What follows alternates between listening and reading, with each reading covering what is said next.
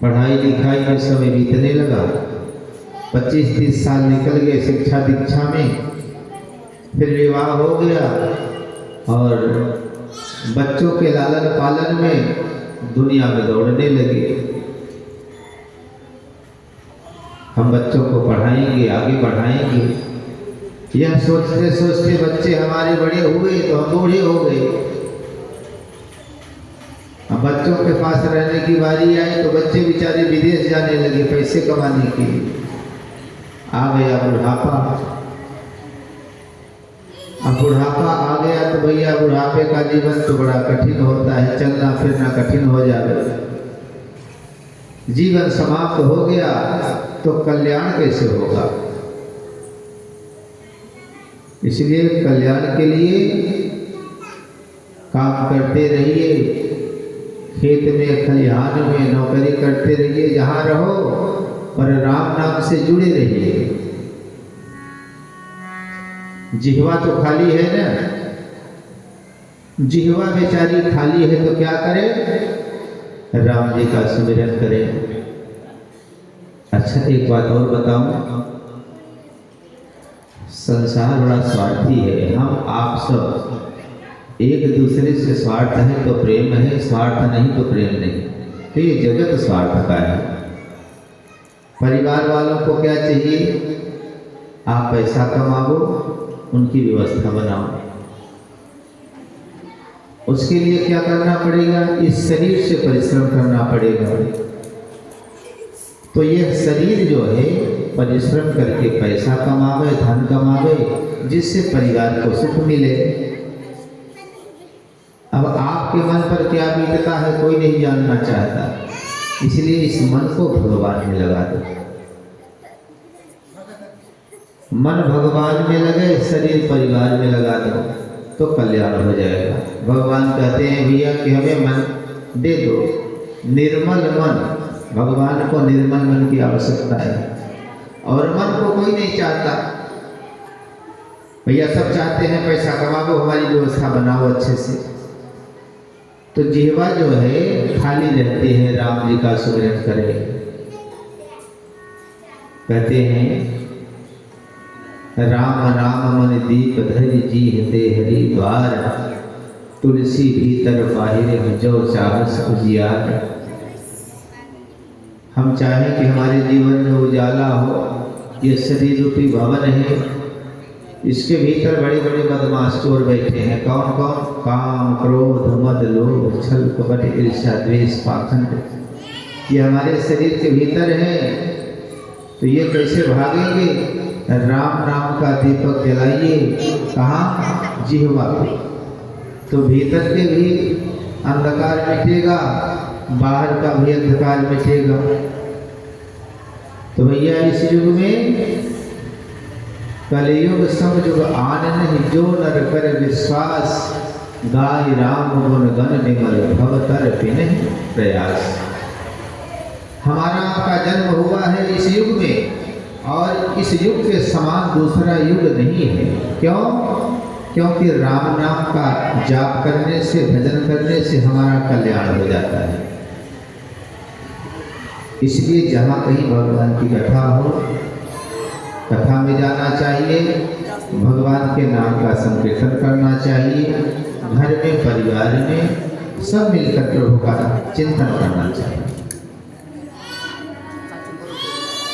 यही वो समय महत्वपूर्ण होता है जो हम भगवान के भजन में, भगवान की कथा में समय देते हैं। तो आज से हम राम जी की कथा को दर्शाएंगे। श्री राम जी हमारे त्रेता युग में इनका अवतार हुआ था, जब रावण नाम का राक्षस दुराचार बढ़ाने लगा, धरती पर धर्म समापन की ओर जाने लगा। तब भगवान अयोध्या के पावन धरा पर आए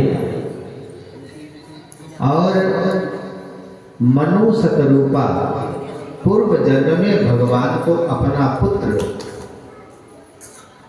रूप में वरदान मांगा था कि प्रभु आपके जैसा हमें पुत्र चाहिए।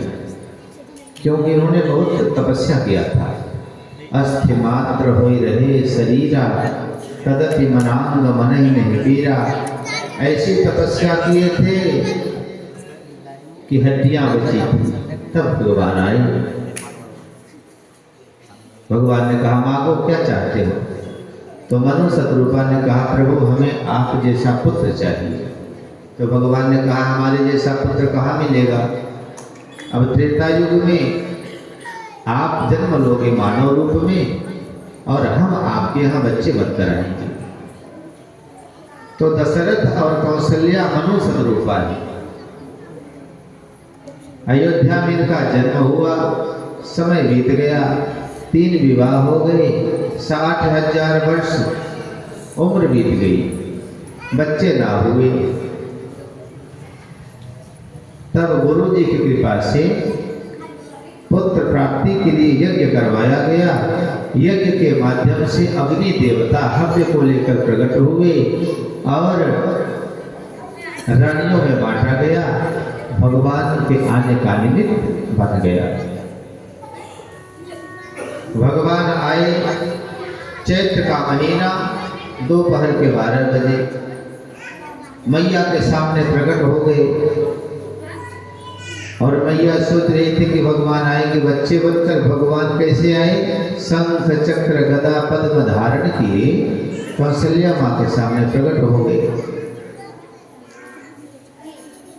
अच्छा संसार में बताइए, माँ का जीवन संतान के बिना अधूरा रहता है।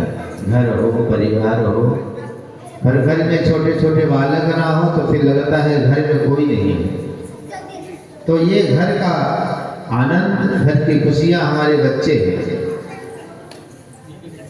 तो मैया के सामने जब भगवान प्रकट हुए तो गोस्वामी तुलसीदास जी ने रामचरितमानस में एक छंद लिखा, हमको आपको रोज पढ़ना चाहिए। इस छंद का पाठ करने से हम भवसागर से पार हो जाएंगे। याद कर लें, सुबह हो शाम हो, सोते समय इसका पाठ कर लें। सुबह जगे तो ज़्यादा से ज़्यादा 5 मिनट पाठ कर लें। मान लो आपका संपूर्ण जीवन का कल्याण हो जाएगा। आइए हम सब मिलकर के, भगवान जब अयोध्या में आए तो माँ ने सुंदर वंदना की। हम आप भी बंधन के साथ भगवान के बालीला का आनंद उठाएं।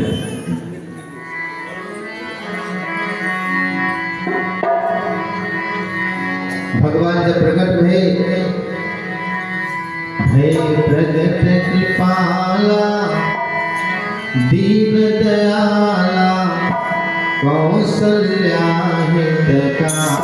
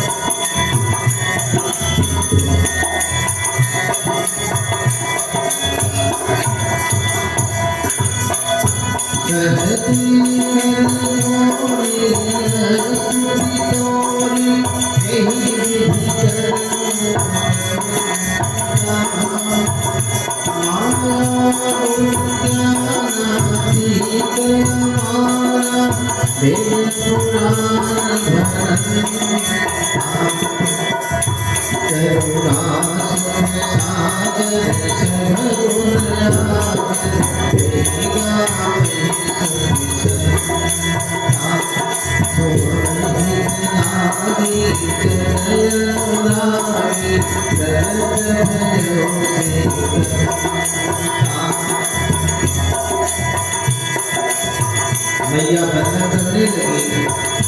ब्रह्मांड काया निर्मित माया, रोम रोम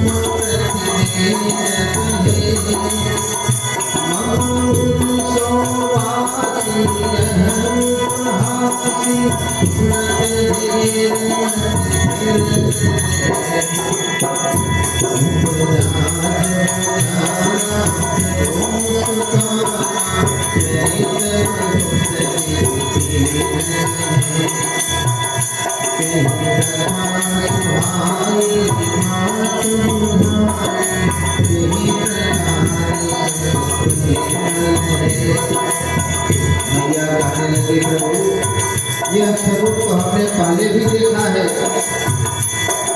और हमारा गोदी सुना है बच्चों के बिना, इसलिए ना छोटे छोटे बच्चे बन जाओ। भगवान ने कहा भैया हम यही चाहते थे, अब हम बालक बन जाते हैं, तो भगवान छोटे छोटे बच्चे बन गए। माता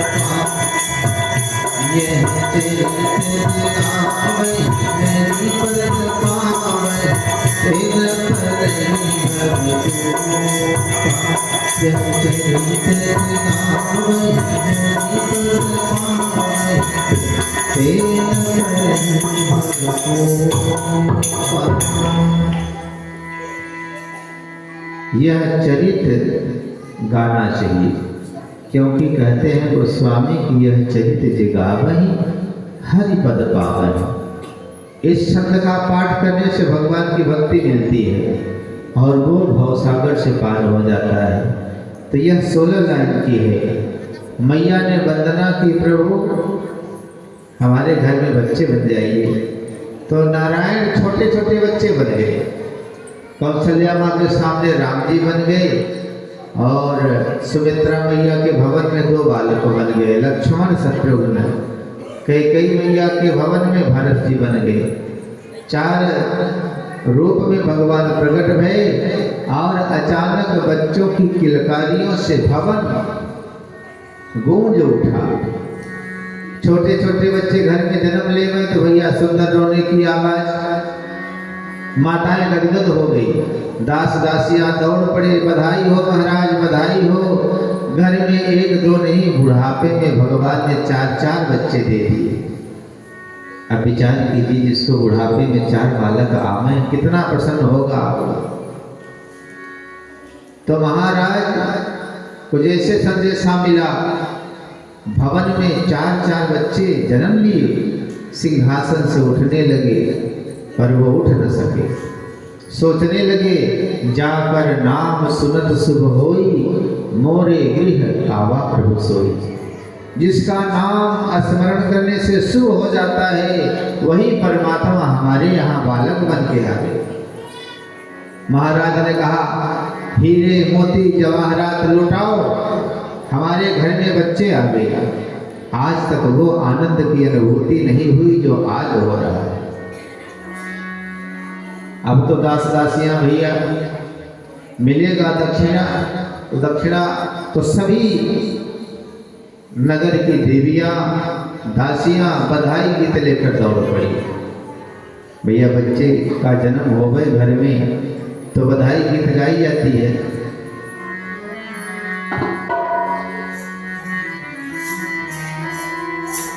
आज अयोध्या में बधाई गीत गाई जा रही है। आइए हम आप भी अपने मन को ले चलें भगवान के जन्मोत्सव को मनाने के लिए।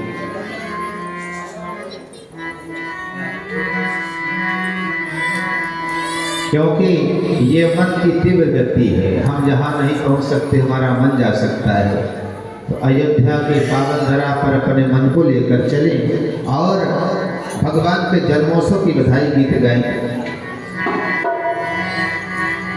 अवध में आनंद भयो, हाय अवध में आनंद भयो, जय हो दशरथ राम की, अवध में आनंद भयो।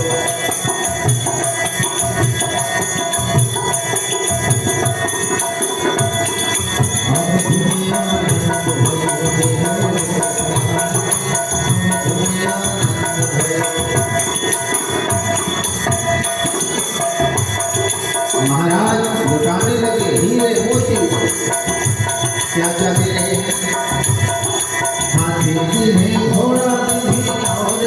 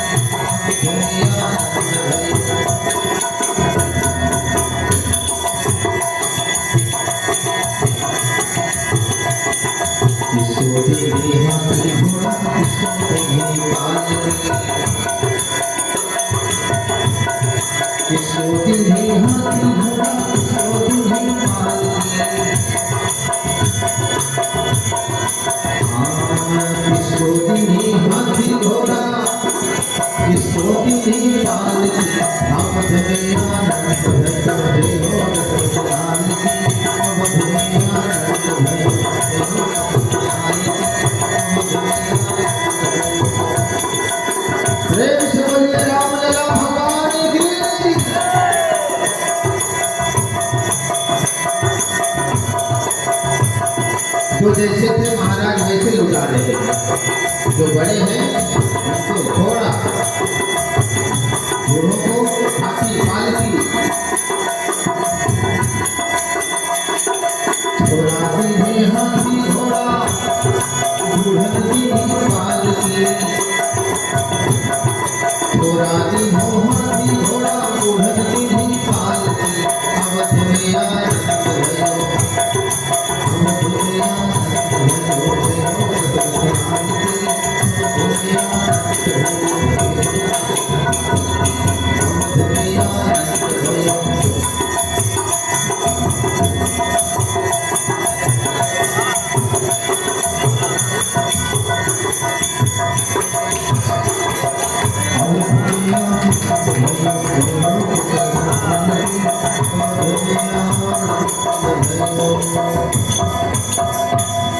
प्रेम से बोलिए रामचंद्र भगवान की जय।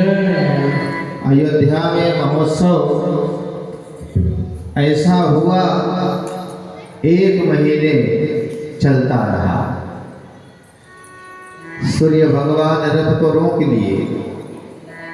मास दिवस कर दिवस भा मरम न जाने कोई, रथ समेत रवि थाके निशा कवन विधि हो।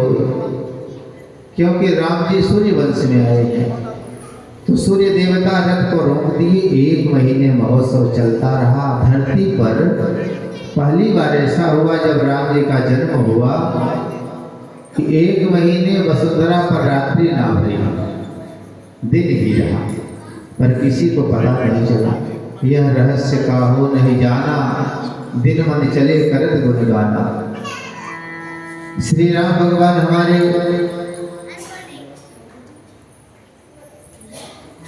अयोध्या के पावन धरा पे अब बाल लीला कर रहे हैं।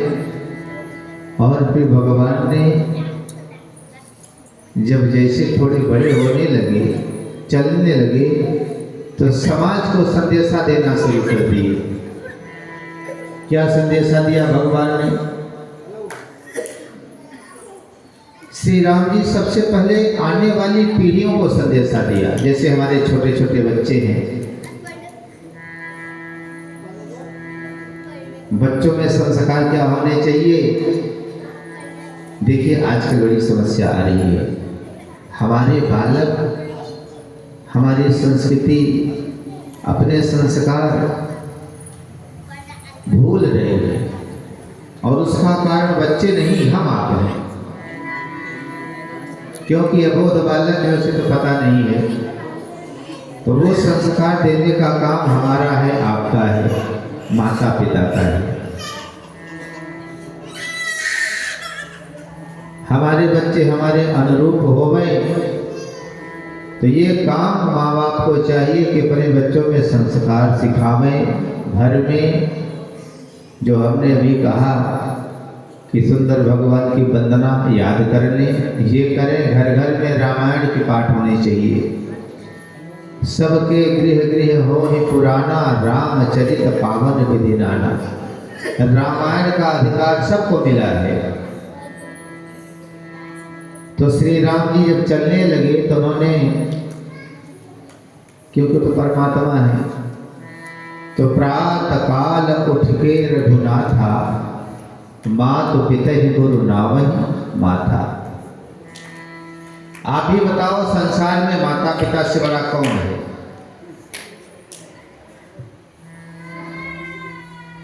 कहते हैं मातृदेवो भव पितृदेवो भव। संसार में माता पिता से बड़े कोई देवता नहीं है। यदि कोई है तो वो है माता और पिता। इसीलिए इन्हें देवता कहा जाता है। मातृदेवो पितृदेवो। तो सुबह सुबह संतान को चाहिए कि माता पिता के चरणों का आशीर्वाद लेना चाहिए। यही राम जी ने जगत में सिखाया पहले कि बच्चों के लिए माता पिता से बड़े कोई देवता नहीं, कोई गुरु नहीं। क्योंकि सबसे पहले बच्चों को चलना कौन सिखाता है? मैया। अंगुली पकड़कर वो चलना सिखाती है। पिताजी चलना सिखाते हैं, माता पिता बोलना सिखाते हैं। कभी बालक पहली बार जब माता जी बोले मम्मी, तो माँ को कितना प्रसन्नता आती है जीवन में। मेरा लल्ला बोलने लगा, खुशी का ठिकाना नहीं रहता। तो बताइए, जो जीवन में पहला कदम चलना सिखाया, पहला लफ्ज बोलना सिखाया, उससे बड़ा कौन हो सकता हमारे लिए? जिन माता पिता ने हमारे खुशहाली के लिए पूरा जीवन दांव पे लगा देते हैं, 8-8, 10-10 घंटे मेहनत करते हैं, किसके लिए? अपने बच्चों की खुशियों के लिए, अपने बच्चों के सपने पूरे करने के लिए। तो भगवान ही माँ बाप के रूप में साकार देवता हमारे आपके सामने मिलते हैं। तो यही राम जी जगत में दर्शा रहे हैं कि सबसे पहले संस्कार हमारे जीवन में क्या होना चाहिए? हमारे बच्चे सुबह जगे तो माता पिता के चरणों का आशीर्वाद लेना चाहिए। अब देखिए, थोड़े थोड़े हमारे स्कूल में बच्चों को सिखाया जाता है। ये संस्कार माँ के द्वारा, पिता के द्वारा सिखाना चाहिए। हमारे बच्चे जगे तो पहले माँ के चरणों का वंदन करें, पिताजी के चरणों का वंदन करें। अब मान लीजिए माता पिता को लज्जा लगती है अब ये कहने में कि बेटा हमारे पैर पड़ो, तो उसके लिए क्या करना है? सुबह जब जगे तो माता को चाहिए कि बच्चों को सिखावे, बेटा जाओ पिताजी के चरणों में प्रणाम करो। वो जाएगा तो पिताजी सिखावे, बेटा माँ के चरणों में भी वंदन करना चाहिए, जाओ माता के चरणों को प्रणाम करो। ऐसा करके वो बालक में संस्कार आएगा। एक बच्चा सीखेगा, माता पिता के चरणों का वंदन करेगा, तो देख देख करके पड़ोसी का भी बालक सीखेगा, वो भी सिखाएगा। तो ये सिखाने का काम हमारा आपका है। हर माता पिता को चाहिए कि यह बच्चों में संस्कार दो, क्योंकि बालक जब संस्कार युक्त रहेगा तो आपके जीवन में आनंद रहेगा। आप गर्व से कहोगे कि हमारे बालक में वो संस्कार है जो सनातन संस्कृति हमारी है। और वो बच्चे जो समझदार हैं, वो कथा में आए हैं, तो ये बात को हमेशा ख्याल रखना, कल से आप सब माता पिता के चरणों का वंदन करना। ये हाय बाय टाटा नहीं, दूर से जाके मस्तक माता पिता के चरणों में रख के प्रणाम करना। जो बच्चे हमारे समझदार हो गए, जो पढ़ने जाते हैं, जो थोड़े बड़े हो रहे हैं, ये संस्कार अवश्य अपनाइए। आप लोग सुबह जगो तो पहला काम माता पिता के चरणों में प्रणाम। इसका लाभ क्या होगा पता है? आप विद्या में निपुण हो जाओगे, समाज में आपका बड़ा नाम होगा और आपको देख देख करके लोग भी इस संस्कार में ढलेंगे। तो एक बालक के अच्छे होने से गांव का सुधार होता है, समाज का सुधार होता है और माँ बाप बड़े गदगद हो जाते हैं। यकीन करो, जिस दिन से आप सब माता पिता के चरणों का वंदन करना शुरू कर दोगे, उस माता पिता से पूछे उनके हृदय में कितनी खुशी होगी। हमारा बालक, उसमें संस्कार है और संस्कार युक्त बालक ही वृद्धावस्था में माँ बाप का सहारा बनेगा। यही राम जी वसुंधरा पर आने के बाद सबको सिखाया और हम इस कथा के माध्यम से उन माँ बाप से भी वंदन करते हैं कि जिनके बच्चे छोटे हैं आप उनको सिखाओ, और उन बच्चों से वंदन करते हैं कि जो हमारे बच्चे बड़े हो गए, वो जान रहे हैं, वो सुबह कल से माता पिता के चरणों की सेवा करें, उनका वंदन करें। और जो हमारे बड़े भाई लोग हैं वो भी संस्कार को शुरू करें। ऐसा नहीं कि बच्चों के लिए, ये तो राम जी ने सिखाया सबके लिए। हमारे भी माता पिता बुजुर्ग हैं, बूढ़े हैं, जब हम शुरू करेंगे तो बच्चे भी शुरू कर देंगे। तो माता पिता के चरणों की वंदन और उनके चरणों की सेवा। माता पिता की सेवा से भगवान प्रसन्न होते हैं। माता पिता का अपमान करके मंदिर में जाओगे तो भगवान आपकी सेवा को स्वीकार नहीं करेंगे। इसलिए भैया भगवान की कथा आप खूब सुनते हैं, अच्छी बात है, और वो संस्कार जो हमारे जीवन में अति आवश्यक है वो उतारना चाहिए। आप सब इस संस्कार को जरूर अपनाएं और आगे हम राम जी के जीवन चरित्र को कथा के माध्यम से भी, कलाकारों के माध्यम से भी दर्शाते रहेंगे हमें मानव जीवन कैसे जीना चाहिए। तो आज को हम प्रसंग को दर्शाएंगे। राम जी बड़े हुए, विश्वामित्र जी लेकर गए तो ताड़का का वध भगवान ने किया। पर हमारा आपका विचार कैसा होना चाहिए? संसार में तो सभी अपने हैं, ये नाश्वर संबंध है, पर शाश्वत संबंध परमात्मा का है। इसलिए मन में हमेशा भावना रखना, हे प्रभु हम आपके, आप हमारे। कैसी हमारे विचार होने चाहिए? तू मेरा मैं, तू मेरा मैं तेरा राम, तू मेरा मैं तेरा राम, कोटि कोटि प्रभु तेरा, तू मेरा मैं तेरा राम।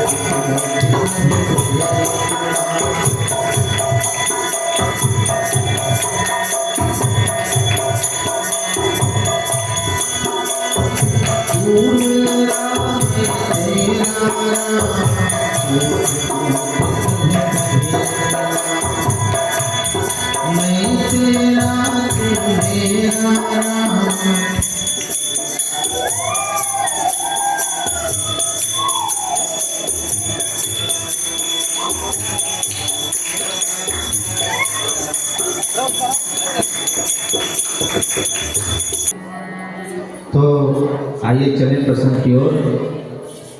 श्री राम जी थोड़ी बड़ी हुई, असुरों का दुराचार बढ़ता रहा। रावण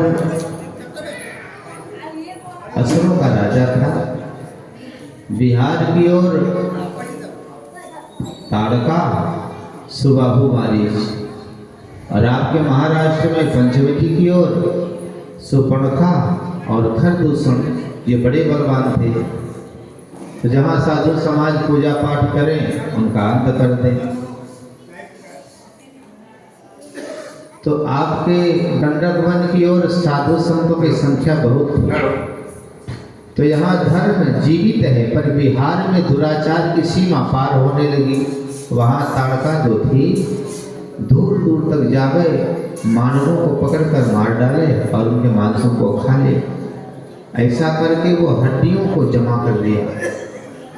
उसके साथ में सुबाहु मारीच भी रहा करें।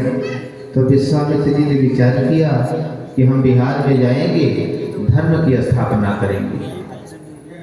तो वो बेचारे गए और वहाँ यज्ञ करें तो यज्ञ में बाधा डाल दें, खून हड्डियाँ डाल दें, यज्ञ नष्ट हो जाए, पर वो प्रयास कर रहे हैं।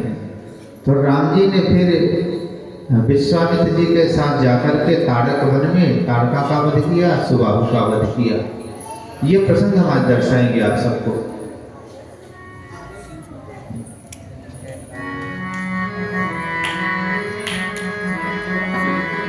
मंगल अमंगल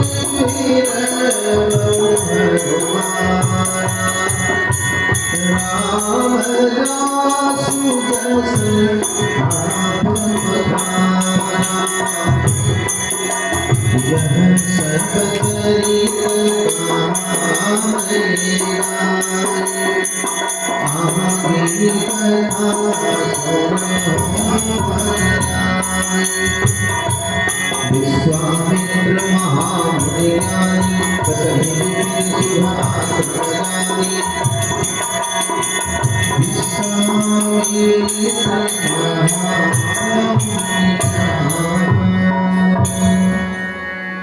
विश्वामित्र जी बड़े प्रतापी थे। वो गए बिहार में यज्ञ करने। क्या कहें, इन असुरों के अत्याचारों के मारे मेरा यज्ञ कार्य पूर्ण नहीं हो पा रहा है। जब भी मैं यज्ञ शुरू करता हूँ, मेरे कुंड में, हवन कुंड में मांस और हड्डियां डाल के मेरे यज्ञ को नष्ट और भ्रष्ट कर देते हैं। लेकिन कुछ दिनों से हमारे कुटिया के आसपास असुरों का समूह दिखाई नहीं दे रहा है। इसलिए मेरे मन में एक बार फिर से यज्ञ शुरू करने की जिज्ञासा हो रही है। मैं अपने शिष्यों को बुला के और दूर दूर तक दिखवाता हूँ। अगर असुर समाज यहाँ नजर नहीं आ रहे तो फिर से यज्ञ शुरू करता हूँ। बच्चा हरिदास,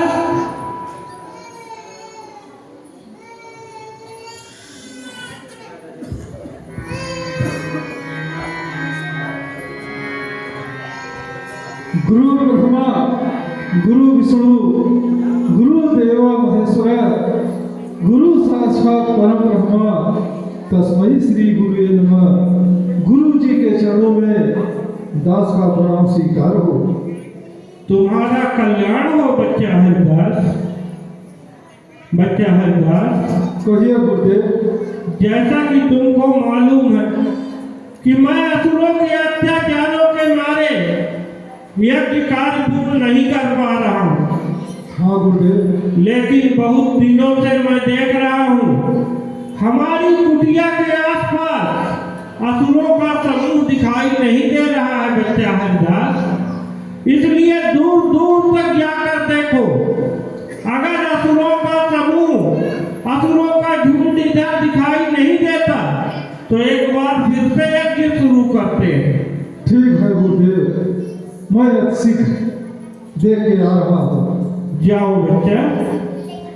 शिष्यों ने देखा आसपास कहीं राक्षस दिखाई नहीं दे रहे, तो जाकर कहा गुरुदेव अच्छा समय है, यज्ञ प्रारंभ किया जाए, यज्ञ हमारी पूर्ण हो सकती है। अवसर देख करके विश्वामित्र जी ने यज्ञ शुरू कर दिया। गुरुदेव, कहो बच्चा हरिदास। आश्रम के आसपास कोई भी राक्षस नजर नहीं आ रहे हैं, इसलिए अतिशीघ्र यज्ञ को प्रारंभ किया जाए। जाओ बच्चा हरदास, पूजा पाठ की सामग्री लेकर आओ, यज्ञ शुरू किया जाए। अच्छा, असुर बड़े सावधान। जहां यज्ञ शुरू हो गए तो पहुंच जावे, क्योंकि दूसरे को कष्ट देने में जिसे आनंद आवे वो राक्षस प्रवृत्ति के होते हैं। भोलेनाथ ने असुरों की परिभाषा बताई। राक्षस किसे कहते हैं? वो भी हमारे आपके जैसे होते हैं, जो हम देखते हैं टीवियों में, वो सींग है, विचित्र वेशभूषा है, ऐसा कुछ भी नहीं होता। राक्षस स्वभाव से होते हैं। माँ नहीं मातु पिता नहीं देवा, साधुन सो करवावई सेवा, जिनके यह आचरण भवानी, ते जाने हो निश्चर सब प्राणी। भगवान कहते हैं देवी पार्वती जो माता पिता को न माने, जो देवताओं को न माने, जो साधु संतों से सेवा करवावे, ऐसे आचार विचार जिनके हो वो राक्षस। तो सुबाहु मारीच देवताओं को मानते नहीं थे। यज्ञ शुरू हुआ, हवन की खुशबू दिशाओं को पावन करने लगी। स्वाहा स्वाहा। मारीच को पता चल गया। स्वाहा स्वाहा। जैसे पता चला वो दौड़ के पहुंचे। स्वाहा स्वाहा।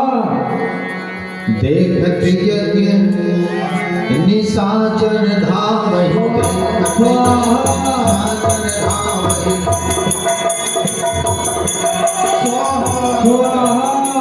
देखत यज्ञ निशाचर धावहि,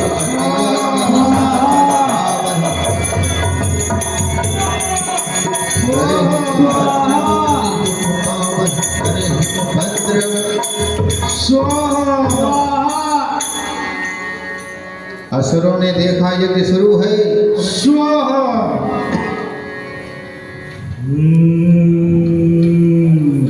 भ्राताश्री, स्वाहा। कहिए भ्राताश्री। देख रहे हो? हाँ भ्राताश्री, मैं देख रहा हूँ। ये हवन की सुगंध किधर से आ रही है? भ्राताश्री,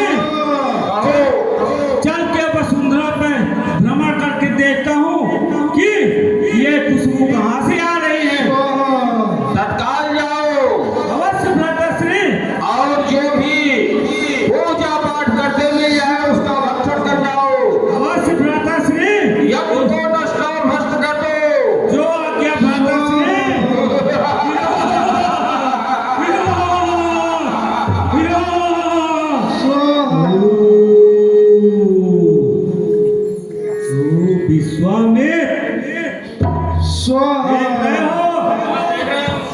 ये बुढ़ा विश्वामित्र फिर से तप स्वाहा करने में लीन है और अपने शक्तियों को बढ़ाने की कोशिश कर रहा है। भ्राताश्री, इन दो चेलों को पकड़ के किनारे में लाओ और ये ध्यान रखना विश्वामित्र को बिल्कुल भी स्वाहा दूरी रहना। इनके पास अपार शक्ति है। चलो स्वाहा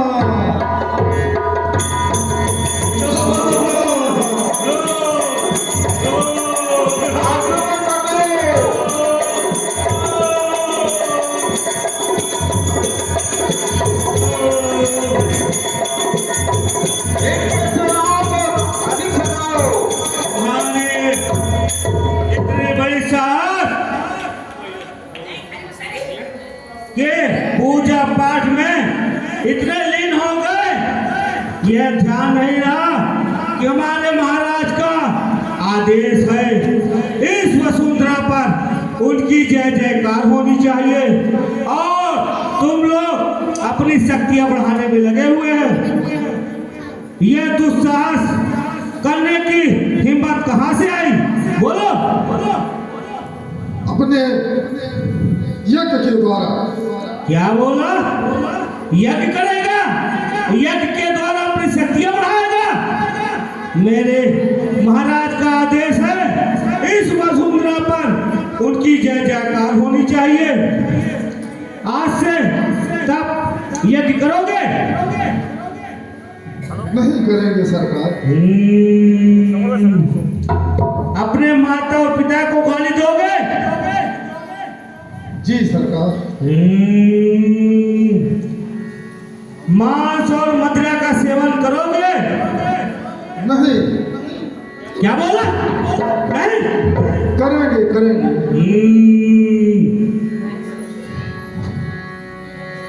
भ्राताश्री, इनको पकड़ पकड़ के इतना त्रास दो कि इनके अंदर दोबारा साहस ना आए यज्ञ करने की। राक्षसों ने शिक्षा दिया, आज के बाद माँ बाप को दंड देना, दारू पीना, मांस खाना, जहाँ जुआ हो गए वहां जाना और अच्छा काम मत करना।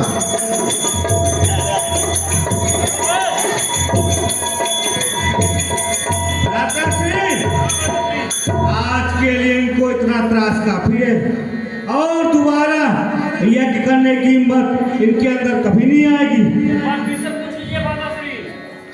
अवश्य यज्ञ भंग आप दोबारा करके यज्ञ तो नहीं करोगे? नहीं सरकार। चलिए भ्राताश्री, चलते हैं, इतना त्रास बहुत है। यज्ञ नष्ट हो गई। राक्षसों ने यज्ञ को भंग करके चले गए। विश्वामित्र जी ने देखा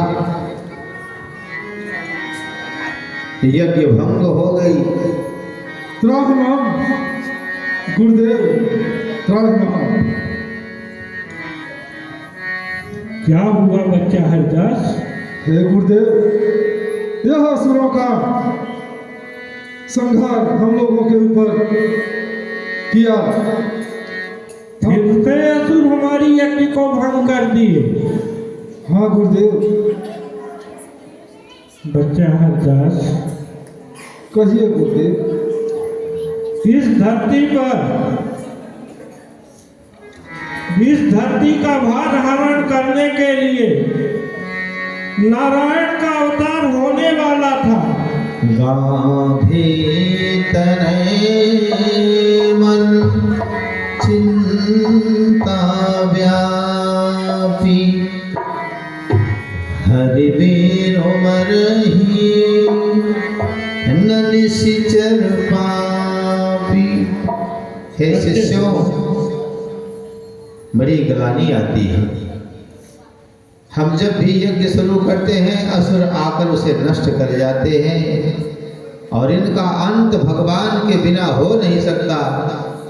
इसलिए चिंता ना करो, मैं आज ही देखता हूँ ध्यान मार्ग से क्या भगवान आए कि नहीं आए।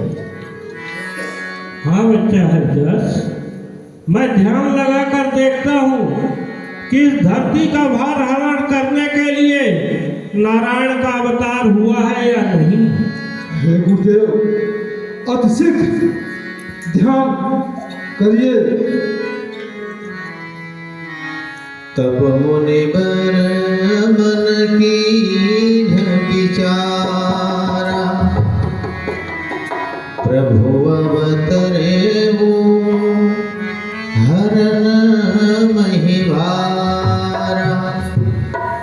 ध्यान लगाकर देखा विश्वामित्र जी ने, अयोध्या में परमात्मा का आगमन हुआ है। बच्चा हरिदास, कहिए गुरुदेव। इस धरती का भार हरण करने के लिए नारायण का अवतार चक्रवर्ती नरेश महाराज दशरथ के यहाँ अयोध्या में हो चुका। ठीक है गुरुदेव। तुम सब यही कुटिया में ठहरो, शालिग्राम को भोग लगाना, घड़ी घंट मत बजाना और कुटिया के अंदर रहना। मैं अयोध्या जाकर महाराज दशरथ से विनती भाव करके और उनको अपनी यज्ञ की रक्षा के लिए लेकर आता हूँ। ठीक है गुरुदेव।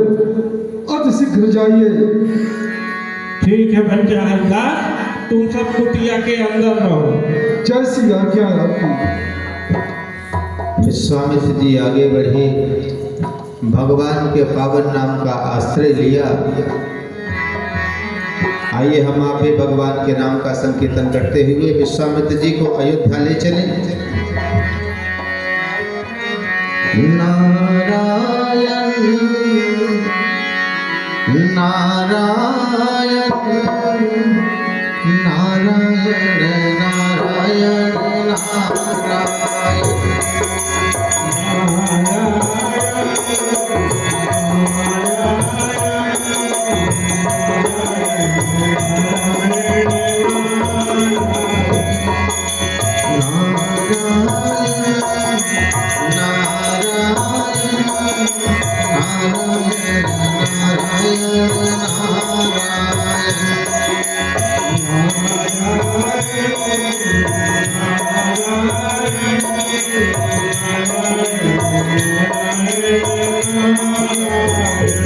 बोलो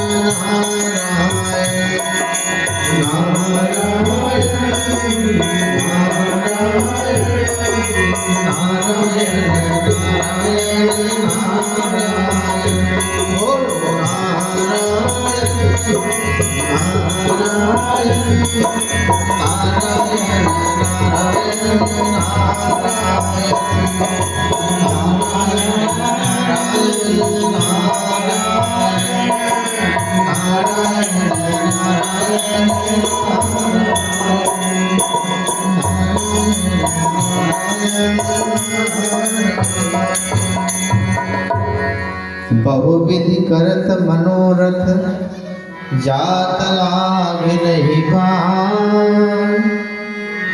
करि मज्जन सरयू जल गए भूप दरबार। अनेकों प्रकार से मन में कामना लिए जिस परमात्मा का पाने के लिए एकांत में साधु संत जीवन बिता देते हैं, उन्हीं परमात्मा का साकार स्वरूप का दर्शन हम करेंगे। ऐसा सोचकर विश्वामित्र जी सरयू नदी में स्नान किए, फिर वहां से आगे बढ़े। महाराज दशरथ अयोध्या में 4 पुत्रों को पाने के बाद अब बुढ़ापे का जीवन राम जी के सामने बीत रहा है। मानो राम जी ही अब उनके सर्वस्व धन है। हर क्षण राम जी मानो उनके प्राण है। चक्रवर्ती सम्राट महाराज दशरथ की जय। चक्रवर्ती सम्राट महाराज दशरथ की जय। जय हो सरकार की, अयोध्यापति महाराज की। सर पे ये ताज रहे, सजा ये दरबार रहे, तीनों लोगों में आपकी जय जयकार हो। महाराज के चरणों में मुझ मंत्रीवर का प्रणाम स्वीकार हो। आपका कल्याण हो प्यारे मंत्रीवर, सदा सुखी रहो। कहो सुमंत्र। कहिए महाराज। हमें यह बतलाओ कि हमारे राज्य का क्या समाचार है सुमंत्र। हे महाराज, कहो। आपके राज का समाचार सब सुखद ही सुखद है महाराज। ऐसा क्यों न कहो सुमंत्र। क्योंकि जिस राजा के पास आप जैसा बुद्धिमान मंत्री हो, उस राजा का सदा सर्वदा जय जयकार हुआ करता है सुमंत। अवश्य महाराज। आप तो जानते हो सुमंत कि दशरथ को चौथेपन में 4 पुत्रों की प्राप्ति हुई है, और जब से हमारे घर में, हमारे इस राजमहल में भगवान की कृपा से एक नहीं बल्कि 4 पुत्र प्राप्त हुए हैं, तब से दिन ऐसे निकलता चला जा रहा है सुमंत कि हमें तो पता ही नहीं चलता। हम अपने पुत्रों के प्रेम में इतना मग्न हो गए कि हम अपनी राज्य को भी नहीं देख पा रहे हैं।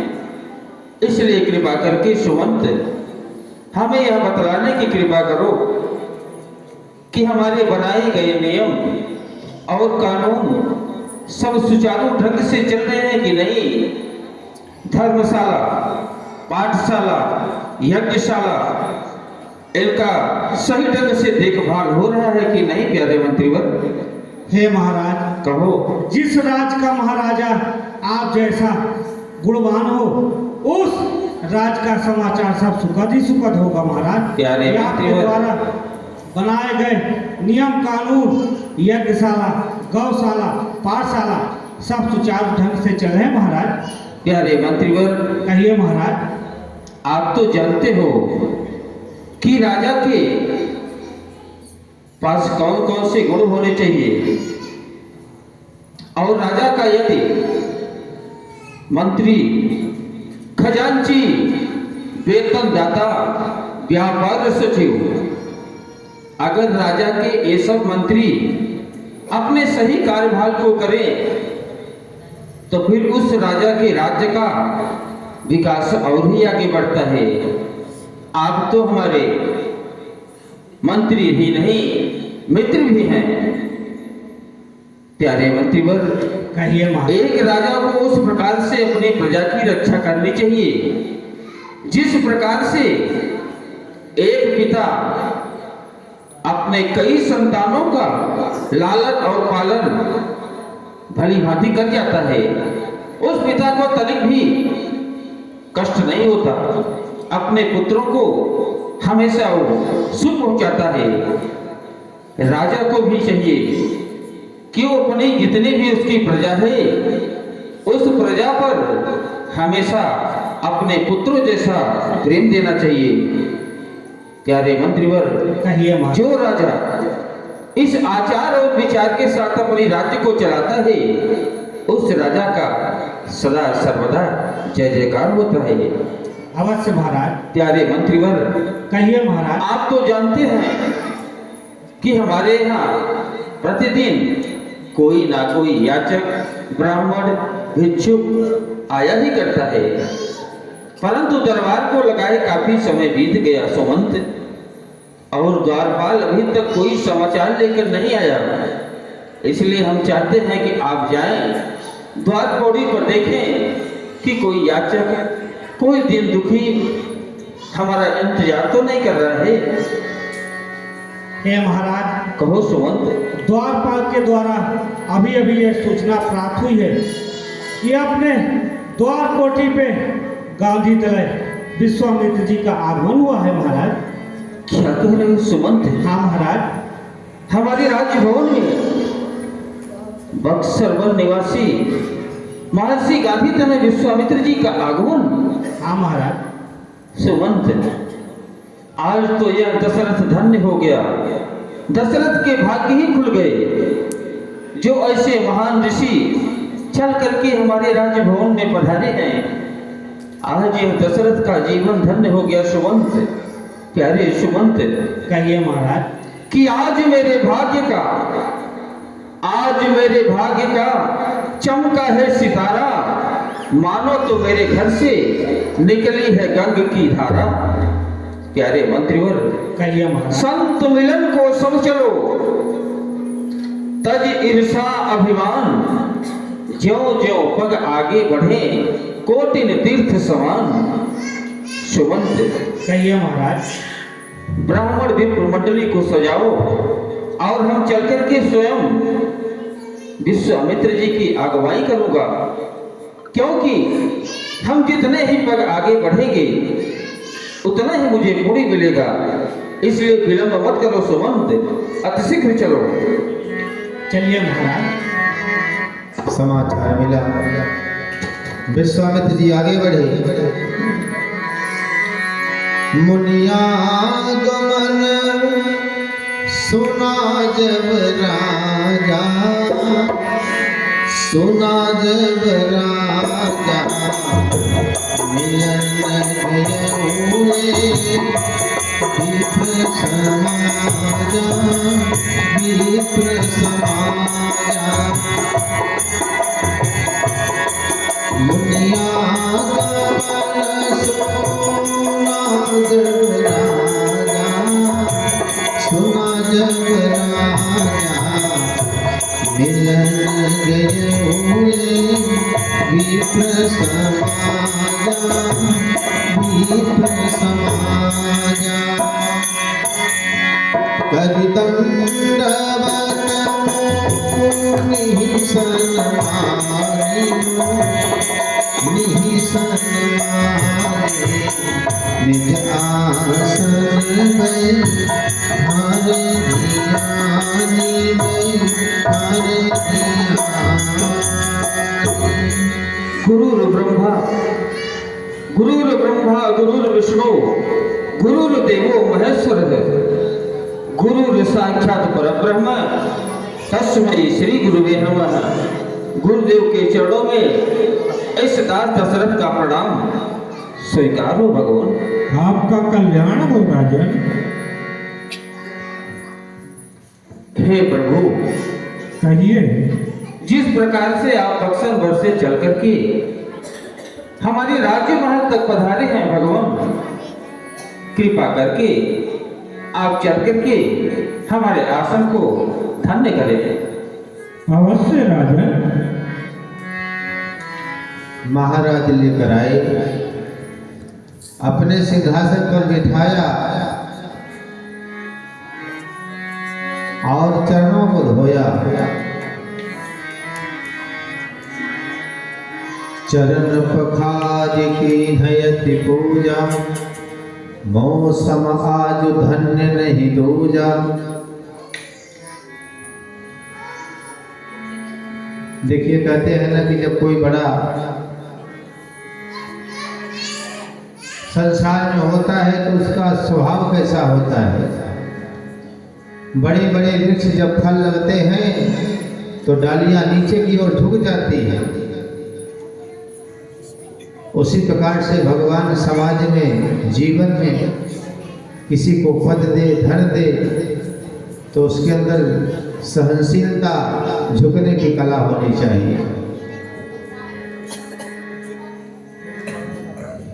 पूजा अर्चन किए, अपने संतानों को बुलाया, क्योंकि घर में आए हैं विश्वामित्र जी, तो पुत्रों को बुलाकर आशीर्वाद दिला रहे हैं। पुण्य चरण ढिमेले सुत चारी,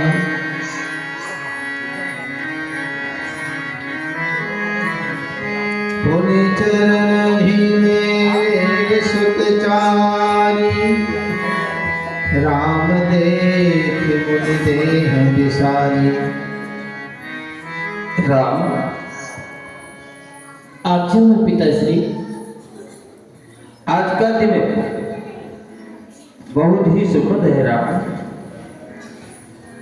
आज हमारे द्वार पौड़ी पर बक्सर वन निवासी महर्षि गांधी तनय विश्वामित्र जी का आगमन हुआ है पुत्र, और हम चाहते हैं कि आप दोनों भाई जाकर के उनका आशीर्वाद प्राप्त करें। अवश्य पिताश्री, जाओ। आज हमारा अहोभाग्य जो द्वार पे बक्सर वन निवासी गांधी तनय विश्वामित्र जी आए हुए हैं, अवश्य राम उनके चरणों का दर्शन कर अपने जीवन को धन्य करेगा पिताश्री। जाओ राम। जैसी आपकी आज्ञा हो।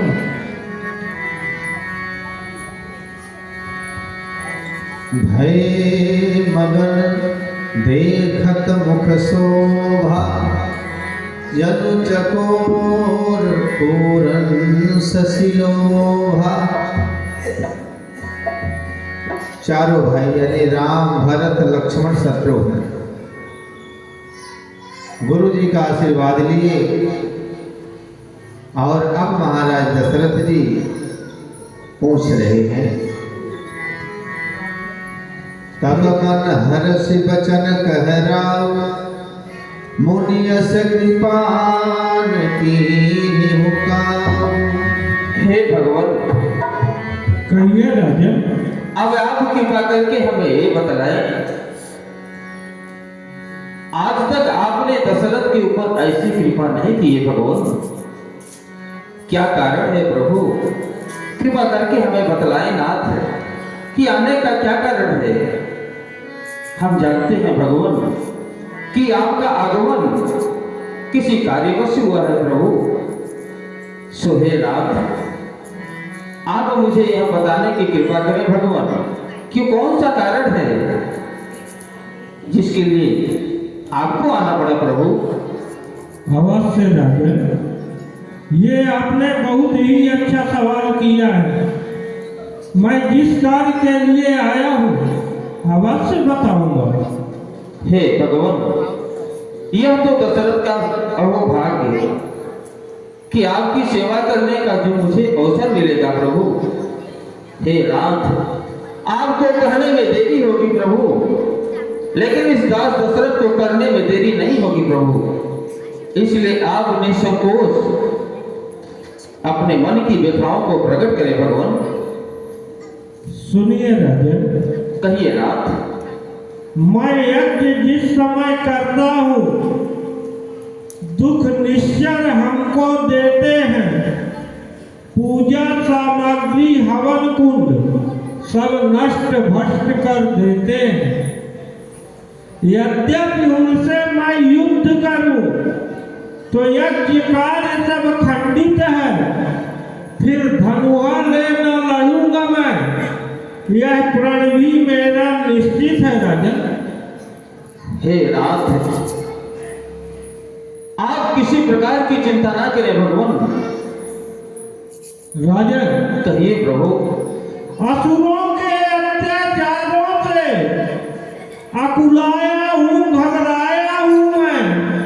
रक्षा सहायता दो चीजें आपसे लेने आया हूँ मैं।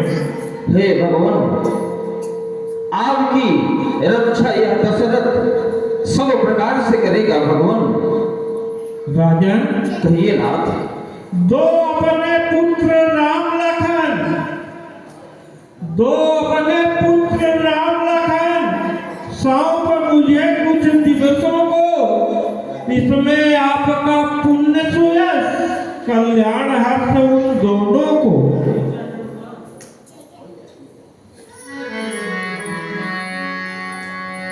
महाराज से जैसे कहते हैं कि आप राम लक्ष्मण को हमें दे दो, क्योंकि आजकल वन में बड़ी समस्या है। राक्षसों का समूह हमेशा साधु संतों को परेशान कर रहा है। महाराज व्याकुल हो गए, कहने लगे ऋषिवर सुनिराजायति अप्रिय वाणी, हृदय कंप मुख दुति कुम्भुलानि। चौथे पन पायो सुत चारि, विप्र वचन नहीं कहे विचारि। हे प्रभु, कहिए राजन। आप यह क्या कह रहे हैं नाथ? हे भगवान, आपके इन कौरव चरणों की कृपा से इस दशरथ को चौथे वन में 4 पुत्रों की प्राप्ति हुई भगवान। वो भी आप मेरी नजरों से दूर करना चाहते हैं प्रभु। हे नाथ, आप अपने वचनों को विचार कर बोले प्रभु, अपने वचनों को विचार कर बोले भगवान। मागहु भूमि धेनु धन कोसा, सर्वस देव आज सहरोसा। हे भगवान, आप यह भूमि, धन, कोष, खजाना जो कुछ भी आप मांगेंगे, यह दशरथ सब कुछ देने के लिए तैयार है भगवान। कह निश्चर अति घोर कठोरा, कह सुंदर सुत परम किशोरा। हे प्रभु, कहा वो अताताई राक्षस और कहा मेरे छोटे छोटे राजों के काले राजकुमार, उन राक्षसों का सामना कैसे करेंगे भगवान, कैसे करेंगे राम? राजन, कहिए भगवान। हमको ना आपकी धन चाहिए, ना दौलत चाहिए, ना राज चाहिए, ना पाठ चाहिए। हमको सिर्फ मेरी यज्ञ की रक्षा के लिए राम और लक्ष्मण को दीजिए राजन, राम और लक्ष्मण को। हे प्रभु, वैसे तो हमारे चारों पुत्र प्राणों से भी अत्यधिक प्रिय है मुझे भगवान, परंतु मेरा राम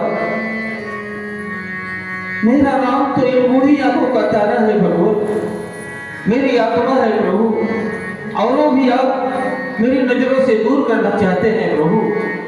हे भगवान, इस शरीर में सबसे प्रिय प्राण होता है नाथ। अगर आप दशरथ के प्राण भी मांगे तो मैं हंसी खुशी निकाल करके आपकी चरणों में डाल दूंगा भगवान, परंतु हमारे राम को मुझसे मत मांगिए भगवान, अपने वचनों को विचार कर बोलिए प्रभु। रही बात आपकी यज्ञ की रक्षा के लिए तो मैं स्वयं चलूंगा। आपकी यज्ञ की रक्षा करने के लिए दशरथ अपने प्राणों की बलि लगा देगा प्रभु, लेकिन आपकी यज्ञ की रक्षा अवश्य करूंगा। राजन, आपके प्राणों की बलि मुझको नहीं चाहिए, हमको सिर्फ राम और लक्ष्मण यज्ञ की रक्षा के लिए चाहिए राजन।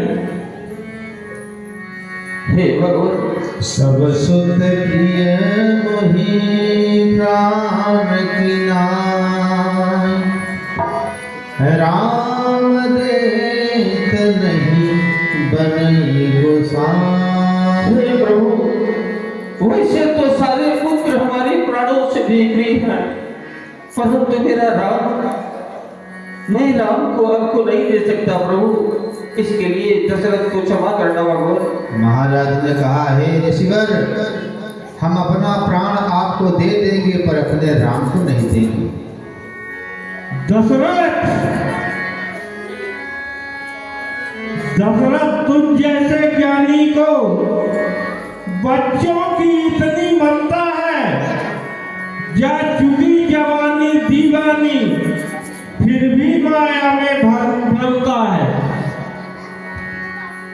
उपकार संत का करने में इतनी विलंब, इतनी अर्जन, कुछ समय को उनको देने में इतनी बातें, इतनी उलझन। यदि आज विष्णु से कहता मैं चल देते छोड़ गरु बाहर, यदि शंकर से विनती करता फिर जाता उनका भी आसन। मांगी जो तुझसे यह भिक्षा, मांगी जो तुझसे यह भिक्षा, इसलिए मुझे संताप हुआ, दुख तुझे हुआ और मुझको भी। ये पुण्य कार्य में पाप हुआ राजन, पुण्य कार्य में पाप हुआ। जिस राजपाट की तू घमंड करता है, मैं अभी सरयू नदी में स्नान करके आता हूँ और ये जितनी भी तेरी राजपाट है सब नष्ट और भ्रष्ट कर दूंगा।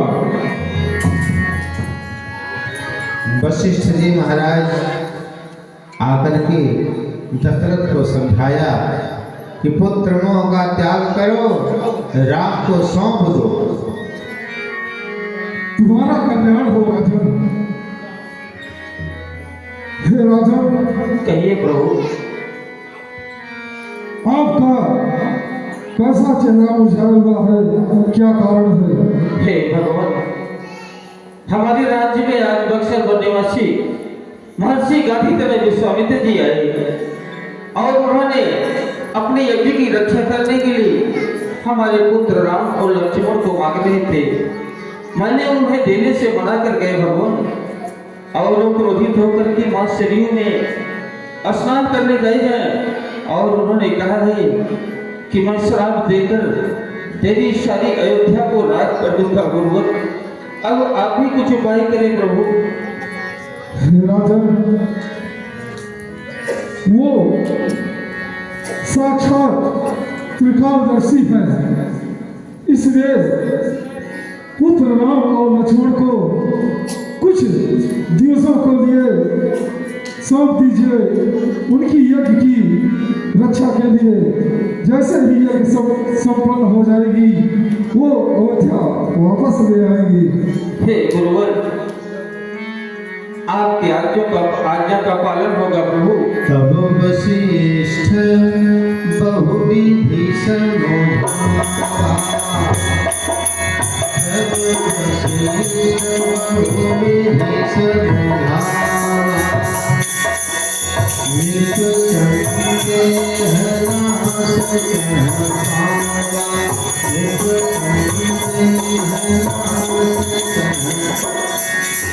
वशिष्ठ जी ने समझा दिया, पुत्र मोह का त्याग करो राजन, राम को सौंप दो, इससे राम का यश कीर्ति और बढ़ेगा। महाराज का मोह भंग हुआ और फिर अपने पुत्रों को बुलाकर सौंप देते हैं। हाँ राजन, आइए प्रभु।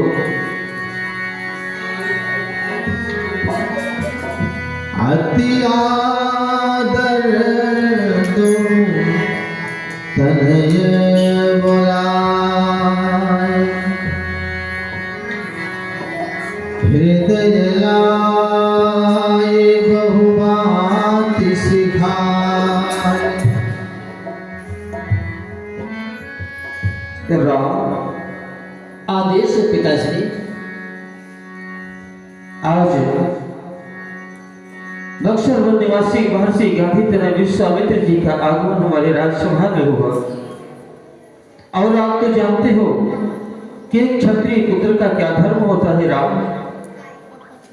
सर्वप्रथम धर्म की रक्षा करना, द्वार पे आए हुए अतिथि का सम्मान करना, गौ और ब्राह्मणों की रक्षा करना, अपने प्रजा का देखभाल करना राम। सो हे पुत्र राम, आज बक्सर वन निवासी महर्षि गांधी तनय विश्वामित्र जी आप दोनों भाइयों को अपनी यज्ञ की रक्षा के लिए ले जा रहे हैं और मेरी आज्ञा है कि आप दोनों भाई जाकर के उनकी यज्ञ की रक्षा करें। पिताश्री, कहो राम। आप चिंता मत करें, अवश्य राम आपकी आज्ञा का पालन करेगा पिताश्री। अवश्य राम, आपसे हमें यही उम्मीद थी। मेरे आइए भगवान, नाथ सुत दो तुम मुनि पिता आग नहीं को। हे प्रभु, कहिए राजन। आज से इनके माता और पिता और गुरु सब कुछ आप ही हैं भगवान। आप जिस प्रकार से इनसे सेवा लेना चाहते हैं ना, सो आप ले सकते हैं प्रभु। हे राम, कहिए। इनका हाथ अपने हाथ में लीजिए भगवान, और जाने अनजाने में ऐसे भूल हो जाए तो उसे क्षमा करना प्रभु।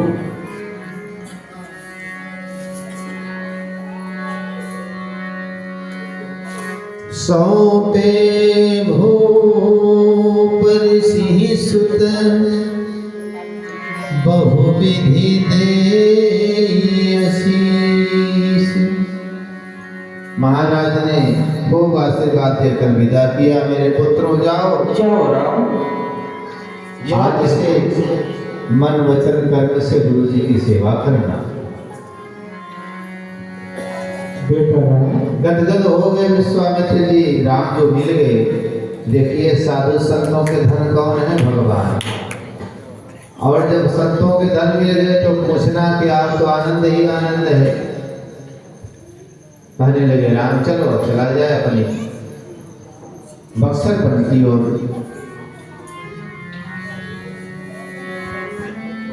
राम जी कहने लगे गुरुदेव वहाँ चलने से पहले आप हमें आशीर्वाद दीजिए, मैया का दर्शन करके फिर हम आवे तो चले आगे। ठीक है बेटा, जाओ दर्शन करके किसी जाओ। हे प्रभु, आपकी आज्ञा, एक बार माता श्री के चरणों का दर्शन करूं, फिर तुरंत आपके कार्यों में चलूं प्रभु। जाओ बेटा राम। गुरु जी ने कहा राम जाओ, विलंब मत करना, अतिशीघ्र आना। क्योंकि जगत में माता की बड़ी महिमा है। देखिए संसार में माँ का स्थान धरती से ऊंचा होता है और पिता का स्थान आकाश से ऊंचा। किसी ने कहा कि जगत में तो परमात्मा सबसे बड़े हैं और सब कहते हैं कि माँ की महिमा बहुत बड़ी है।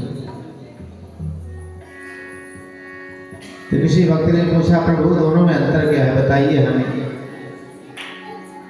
तो भगवान कहने लगे देखो भक्त, हम तो जगत के मालिक हैं।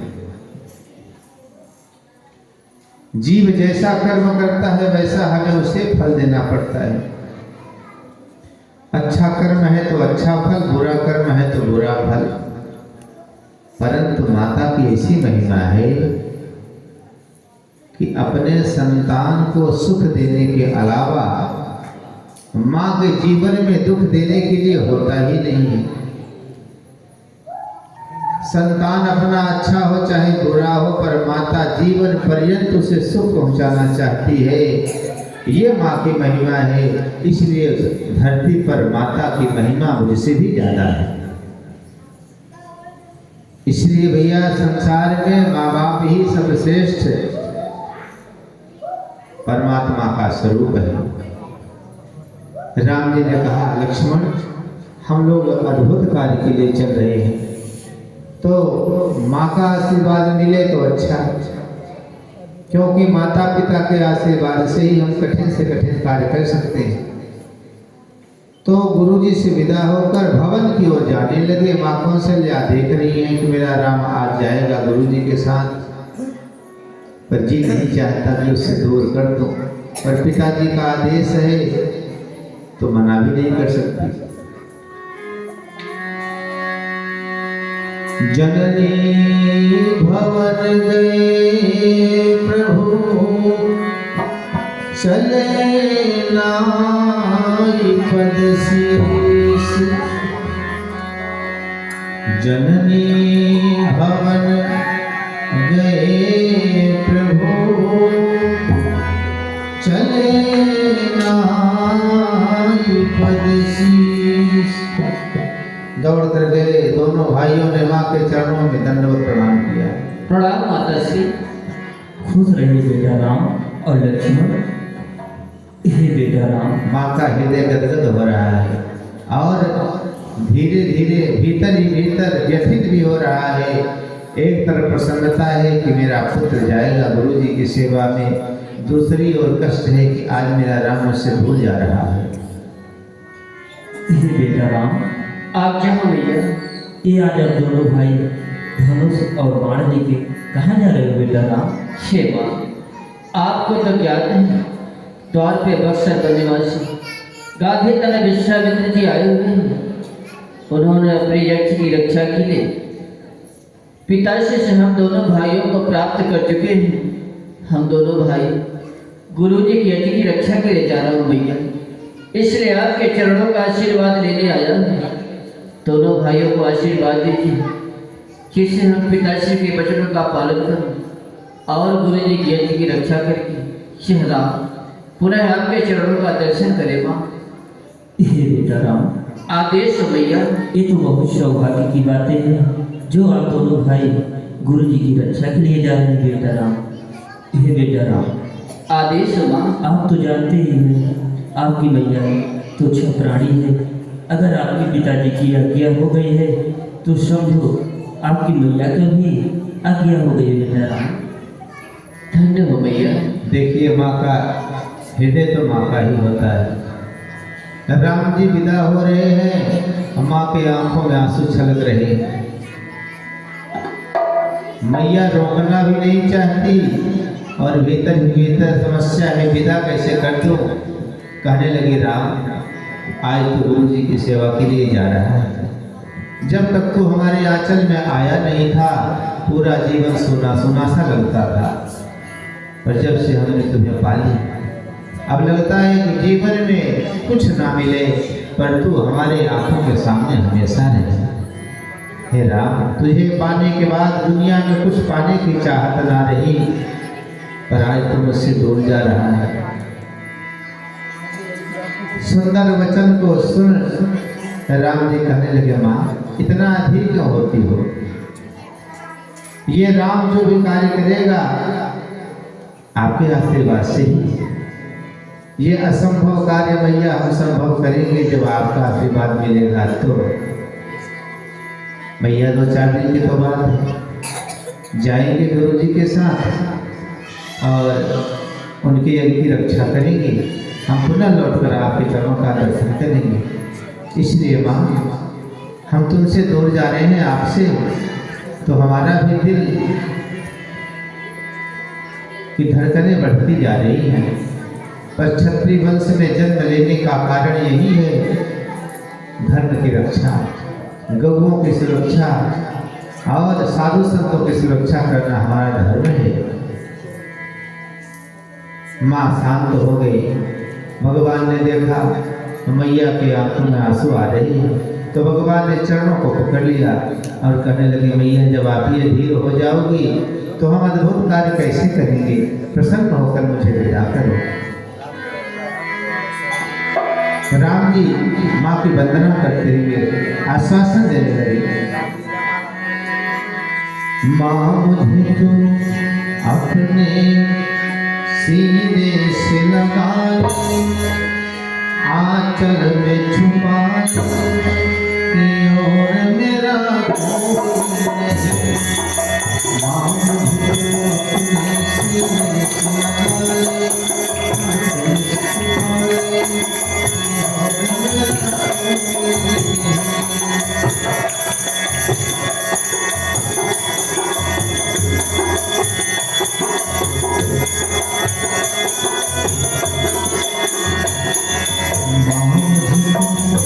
सीने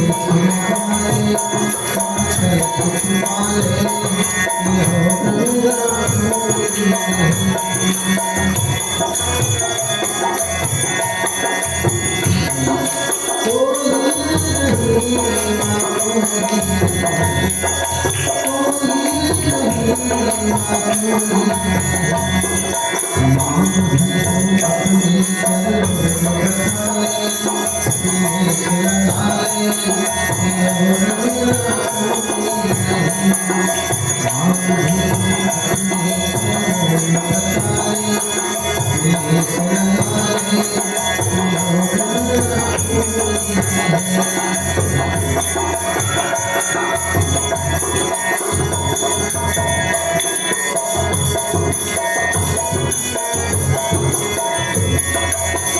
राम जी कहने लगे, भैया आपको पाने के बाद कुछ पाने की तो शेष रहा नहीं, बस यही आशीर्वाद की आवश्यकता है।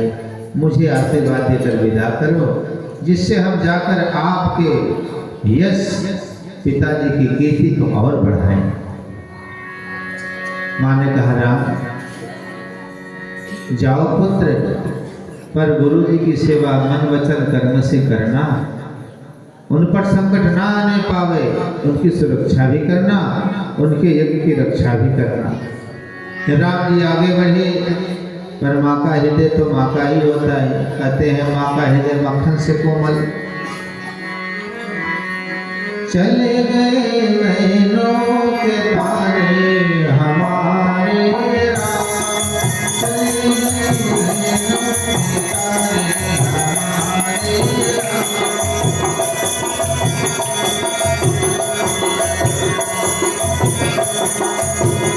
गए नैनों के तारे हमारे राम।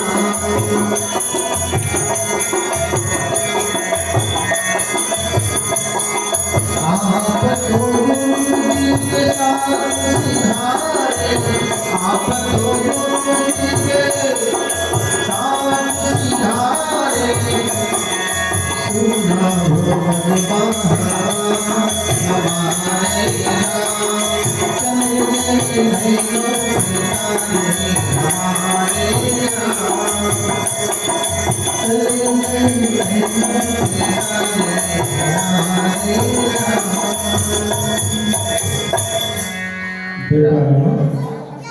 आज्ञा हो गुरुदेव। माँ का आशीर्वाद लेकर आ गए। हाँ भगवान। चलो अब आगे की ओर प्रस्थान किया जाए। अवश्य चलिए प्रभु। दोनों भाई गए, गुरु जी गदगद हो गए। आ गए राम जी, गुरु जी आ गए। बेटा राम, आदेश हो प्रभु। यहाँ से हमारी कुटिया को चलने के लिए 2 रास्ते हैं। 2 मार्ग है। हाँ राम। वह 2 मार्ग कौन सा है प्रभु? दोनों भाइयों को लेकर गुरु जी गदगद होके जा रहे हैं और मन ही मन प्रसन्न हो रहे हैं। अरुण नयन मोर बाहु विशाल,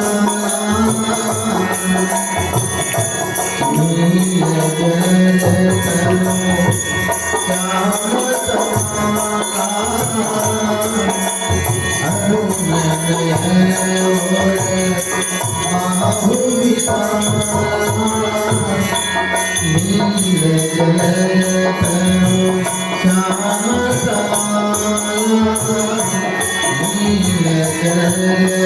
भगवान की विशाल भुजाएं, एक है सामने रंग के लक्ष्मण जी गौर वर्ण के, विश्वामित्र जी हर्षित हो रहे हैं। कटी प्रकृति कसे रोटी रहता पंचायत दुहाना, रोटी रहता पंचायत दुहाना।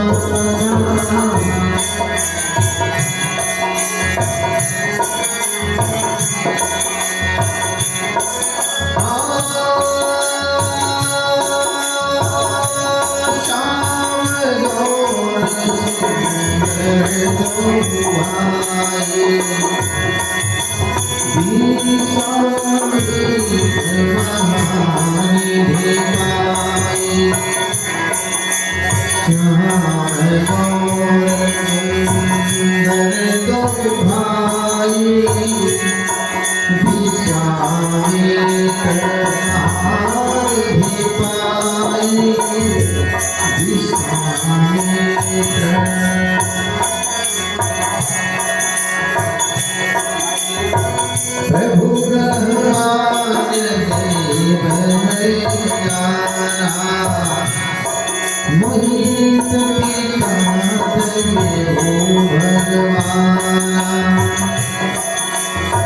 आज विश्वामित्र जी वो खुशी मिली है जो आज तक मिला नहीं। धन्य है प्रभु आप हमारे कल्याण के लिए माता पिता से दूरी बना के चल दी।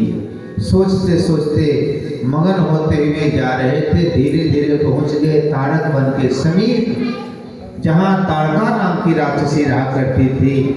विश्वामित्र जी कहने लगे, राम देखो बेटा सामने ये ताड़क वन है, यहाँ ताड़का नाम की राक्षसी रहा करती है।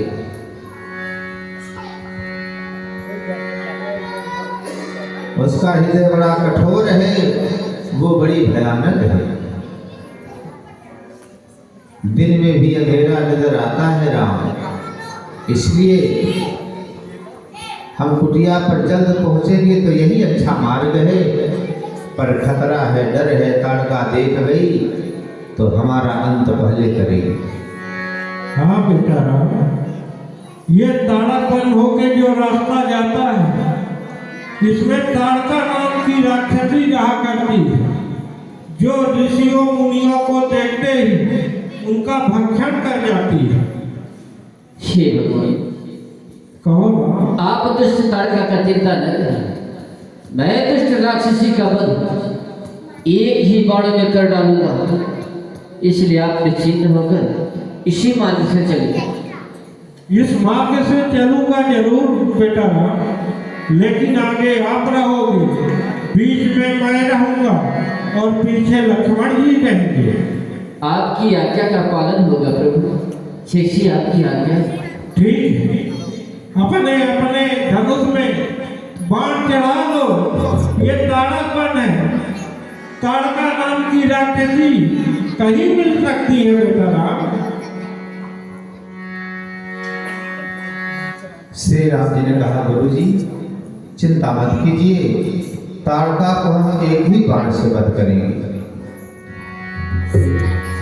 अब विश्वामित्र जी ने कहा, चलेंगे तो पुत्र, पर आप सावधान रहना, धनुष पर बाण चढ़ा लो, क्योंकि वो जब हमें देखती है तो बहुत क्रोधित होती है।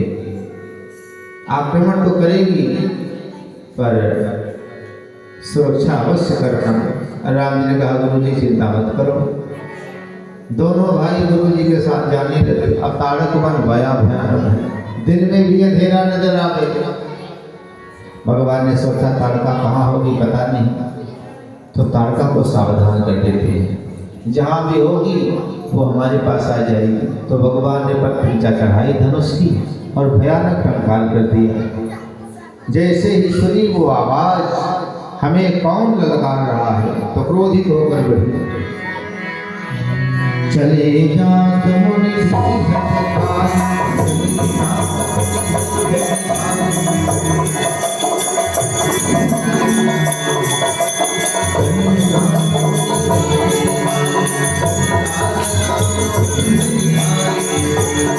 देखो बेटा, वो ताड़का नाम की राक्षसी है, इसका सोते में ही बंद कर दो, नहीं है मुझे खा जाएगी।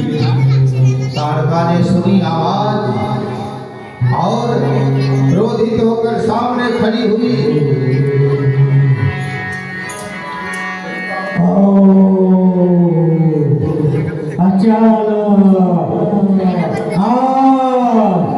इस ताड़क वन में आकर के मेरी रीत को भंग किया।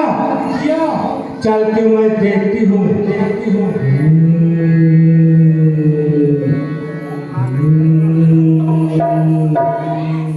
दो सुकुमार बालक, ओ बूढ़ा विश्वामित्र,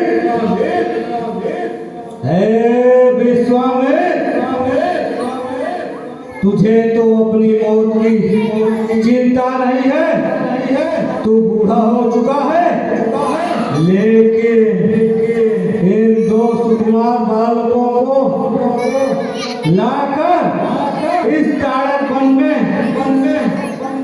तूने जो दुस्साहस किया है, यह मुझे गंवारा नहीं। लगता है आज विधाता ने घर बैठे मुझे आहार भेज दिया इन दो सुकुमार बालकों का। अरे बड़का को खाऊं कि छोटका को खाऊं, अरे बड़का को खाऊं कि छोटका को खाऊं, इससे बुढ़ऊ की चटनी बनाऊं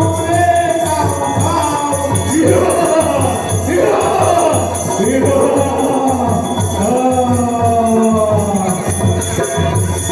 बड़का को खाऊं कि छोटका को खाऊं, बड़का को खाऊं कि छोटका को खाऊं, इससे बुढ़ऊ की चटनी बनाऊं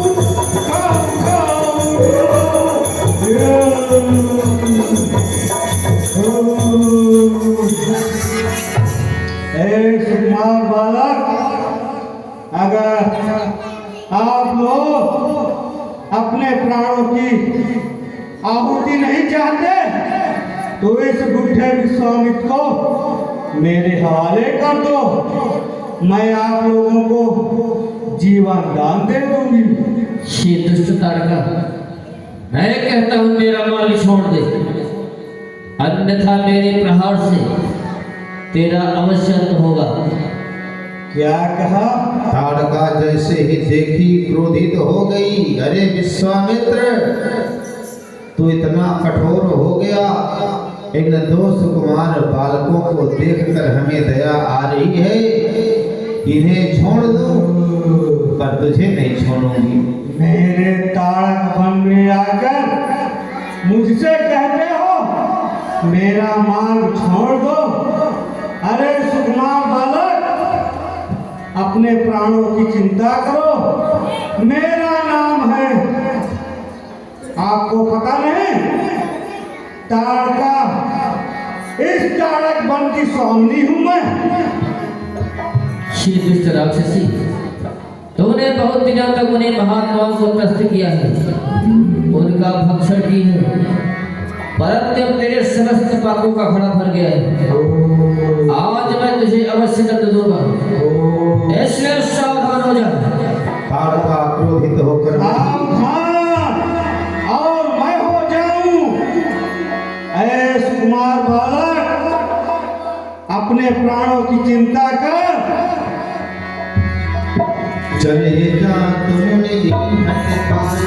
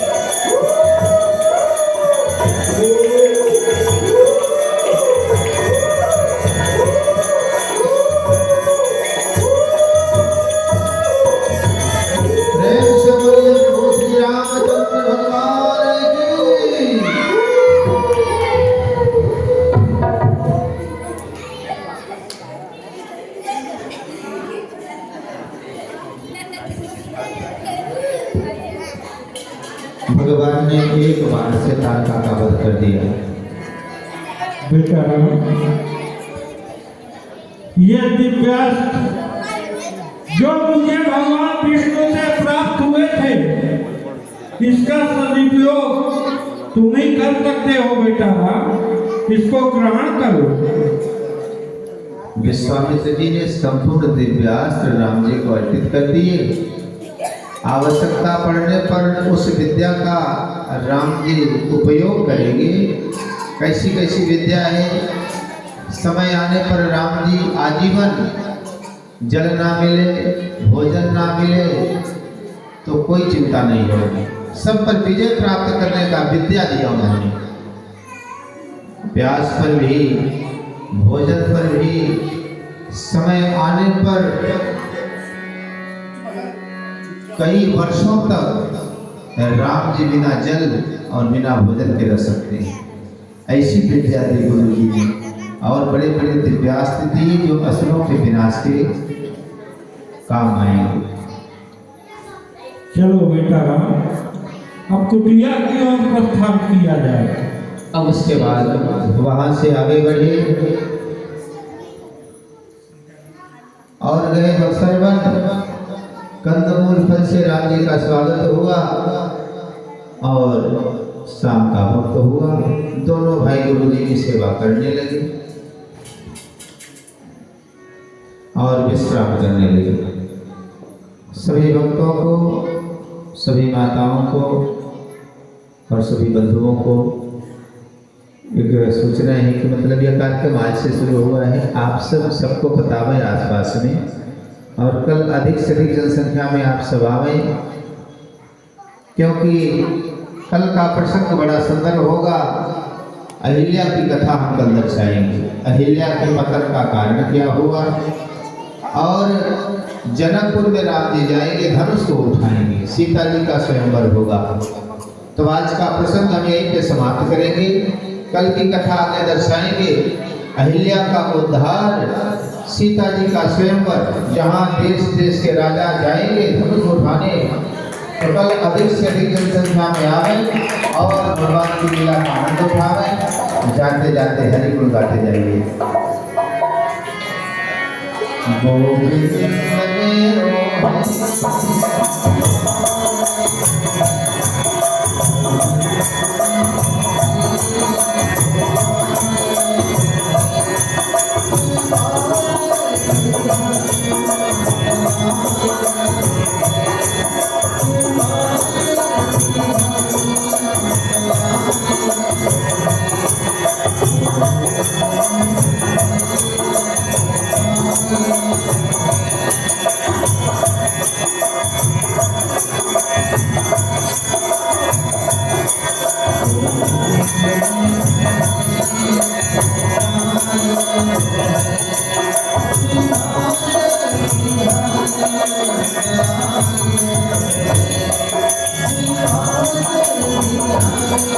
Thank you.